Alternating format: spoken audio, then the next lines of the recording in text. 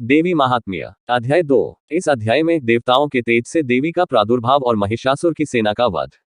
ऋषि कहते हैं, पूर्व काल में देवताओं और असुरों में पूरे 100 वर्षों तक घोर संग्राम हुआ था। उसमें असुरों का स्वामी महिषासुर था और देवताओं के नायक इंद्र थे। उस युद्ध में देवताओं की सेना महाबली असुरों से परास्त हो गई। संपूर्ण देवताओं को जीतकर महिषासुर इंद्र बन बैठा। तब पराजित देवता प्रजापति ब्रह्मा जी को आगे करके उस स्थान पर गए जहां भगवान शंकर और विष्णु विराजमान थे। देवताओं ने महिषासुर के पराक्रम तथा अपनी पराजय का यथावत वृतांत उन दोनों देवेश्वरों से विस्तार पूर्वक कह सुनाया। वे बोले, भगवान, महिषासुर सूर्य, इंद्र, अग्नि, वायु, चंद्रमा, यम, वरुण तथा अन्य देवताओं के भी अधिकार छीनकर स्वयं ही सबका अधिष्ठाता बना बैठा है। उस दुरात्मा महिष ने समस्त देवताओं को स्वर्ग से निकाल दिया है। अब वे मनुष्यों की भांति पृथ्वी पर विचरते हैं। दैत्यों की यह सारी करतूत हमने आप लोगों से कह सुनाई। अब हम आपकी ही शरण में आए हैं, तो उसके वध का कोई उपाय सोचिए। इस प्रकार देवताओं के वचन सुनकर भगवान विष्णु और शिव ने दैत्यों पर बड़ा क्रोध किया। उनकी भौहें तन गईं और मुंह टेढ़ा हो गया। तब अत्यंत कोप में भरे हुए चक्रपाणी श्री विष्णु के मुख से एक महान तेज प्रकट हुआ। इसी प्रकार ब्रह्मा, शंकर तथा इंद्र आदि अन्यान्य देवताओं के शरीर से भी बड़ा भारी तेज निकला। वह सब मिलकर एक हो गया। महान तेज का वह पुंज जाज्वल्यमान पर्वत सा जान पड़ा। देवताओं ने देखा, वहां उसकी ज्वालाएं संपूर्ण दिशाओं में व्याप्त हो रही थी। संपूर्ण देवताओं के शरीर से प्रकट हुए उस तेज की कहीं तुलना नहीं थी। एकत्रित होने पर वह एक नारी के रूप में परिणत हो गया और अपने प्रकाश से तीनों लोकों में व्याप्त जान पड़ा। भगवान शंकर का जो तेज था उससे उस देवी का मुख प्रकट हुआ। यमराज के तेज से उसके सिर में बाल निकल आए। श्री विष्णु भगवान के तेज से उसकी भुजाएं उत्पन्न हुई।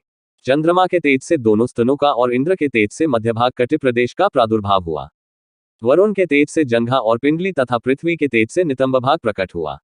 ब्रह्मा के तेज से दोनों चरण और सूर्य के तेज से उसकी अंगुलियां हुई। वसुओं के तेज से हाथों की अंगुलियां और कुबेर के तेज से नासिका प्रकट हुई। उस देवी के दांत प्रजापति के तेज से और तीनों नेत्र अग्नि के तेज से प्रकट हुए थे। उसकी भौहें संध्या के और कान वायु के तेज से उत्पन्न हुए थे।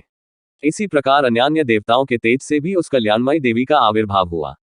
तदनंतर समस्त देवताओं के तेज पुंज से प्रकट हुई देवी को देखकर महिषासुर के सताए हुए देवता बहुत प्रसन्न हुए। पिनाकधारी भगवान शंकर ने अपने शूल से एक शूल निकालकर उन्हें दिया। फिर भगवान विष्णु ने भी अपने चक्र से चक्र उत्पन्न करके भगवती को अर्पण किया। वरुण ने भी शंख भेंट किया। अग्नि ने उन्हें शक्ति दी और वायु ने धनुष तथा बाण से भरे हुए 2 तरकस प्रदान किए। सहस्र नेत्रों वाले देवराज इंद्र ने अपने वज्र से वज्र उत्पन्न करके दिया और ऐरावत हाथी से उतारकर एक घंटा भी प्रदान किया। यमराज ने कालदंड से दंड, वरुण ने पाश, प्रजापति ने स्फटिकाक्ष की माला तथा ब्रह्मा जी ने कमंडलू भेंट किया। सूर्य ने देवी के समस्त रोमकूपों में अपनी किरणों का तेज भर दिया। काल ने उन्हें चमकती हुई ढाल और तलवार दी। क्षीर समुद्र ने उज्ज्वल हार तथा कभी जीर्ण न होने वाले 2 दिव्य वस्त्र भेंट किए। साथ ही उन्होंने दिव्य चूड़ामणि, 2 कुंडल, कर्ण, उज्ज्वल अर्धचंद्र, सब बाहुओं के लिए केयूर, दोनों चरणों के लिए निर्मल नूपुर, गले की सुंदर हंसली और सब अंगुलियों में पहनने के लिए रत्नों की बनी अंगूठियां भी दी। विश्वकर्मा ने उन्हें अत्यंत निर्मल फरसा भेंट किया। साथ ही अनेक प्रकार के अस्त्र और अभेद्य कवच दिए। इनके सिवा मस्तक और वक्ष स्थल पर धारण करने के लिए कभी न कुम्हलाने वाले कमलों की मालाएं दी। जल्दी ने उन्हें सुंदर कमल का फूल भेंट किया। हिमालय ने सवारी के लिए सिंह तथा भांति भांति के रत्न समर्पित किए। धनाध्यक्ष कुबेर ने मधु से भरा पान पात्र दिया तथा संपूर्ण नागों के राजा शेष ने, जो इस पृथ्वी को धारण करते हैं, उन्हें बहुमूल्य मणियों से विभूषित नागहार भेंट दिया। इसी प्रकार अन्य देवताओं ने भी आभूषण और अस्त्र शस्त्र देकर देवी का सम्मान किया। तत्पश्चात उन्होंने बारंबार अट्टहास पूर्वक उच्च स्वर से गर्जना की। उनके भयंकर नाद से संपूर्ण आकाश गूंज उठा।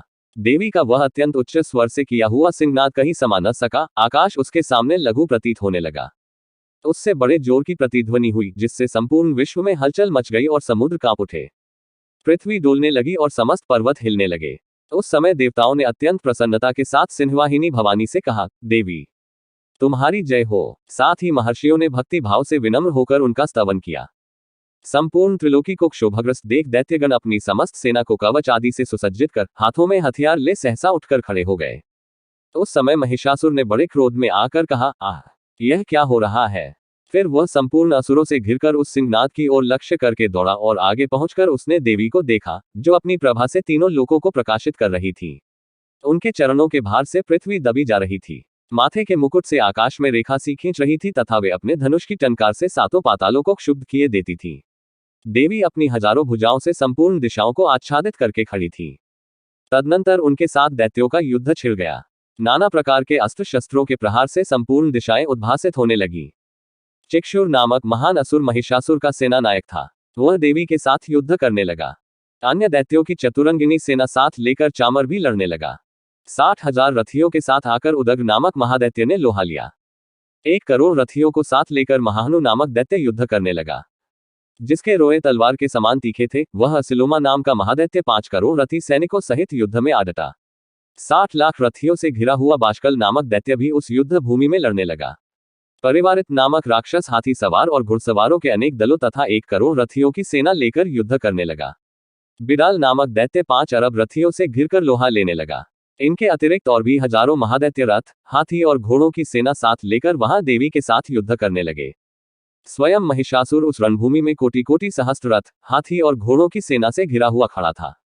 वे दैत्य देवी के साथ तोमर, भिंडपाल, शक्ति, मूसल, खड्ग, परशु और पटरेश आदि अस्त्र शस्त्रों का प्रहार करते हुए युद्ध कर रहे थे। कुछ दैत्यों ने उन पर शक्ति का प्रहार किया, कुछ लोगों ने पाश फेंके तथा कुछ दूसरे दैत्यों ने खड्ग प्रहार करके देवी को मार डालने का उद्योग किया। देवी ने भी क्रोध में भरकर खेल खेल में ही अपने अस्त्र शस्त्रों की वर्षा करके दैत्यों के वे समस्त अस्त्र शस्त्र काट डाले। उनके मुख पर परिश्रम या थकावट का रंचमात्र भी चिन्ह नहीं था। देवता और ऋषि उनकी स्तुति करते थे और वे भगवती परमेश्वरी दैत्यों के शरीरों पर अस्त्र शस्त्रों की वर्षा करती रहीं। देवी का वाहन सिंह भी क्रोध में भरकर गर्दन के बालों को हिलाता हुआ असुरों की सेना में इस प्रकार विचरने लगा, मानो वनों में दावानल फैल रहा हो। रणभूमि में दैत्यों के साथ युद्ध करती हुई अंबिका देवी ने जितने श्वास छोड़े, वे सभी तत्काल सैकड़ों हजारों गणों के रूप में प्रकट हो गए और परशु, भिंडपाल, खड्ग तथा पट्टिश आदि अस्त्रों द्वारा असुरों का सामना करने लगे। देवी की शक्ति से बड़े हुए वे गण असुरों का नाश करते हुए नगाड़ा और शंख आदि बाजे बजाने लगे।